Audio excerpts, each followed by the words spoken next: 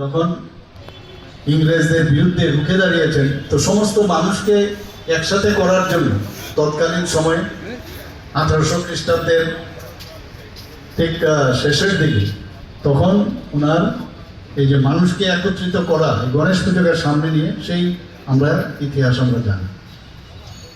আমাদের ত্রিপুরাতেও যখন 2018 পর ভারতীয় জনতা পার্টির নেতৃত্বাধীন সরকার এখানে শুরু হলো, এখানে দেখা গেল এই ধরনের সামাজিক সংস্থা অনেকে পুজো শুরু করলো। এখন দেখতে দেখতে সারা ত্রিপুরাতেই আমার অনেকগুলো আজকে অনেক জায়গায় আমার যেতে হবে, এবং এর মাধ্যমে কিন্তু আমরা সবাই একত্রিত হতে পারি।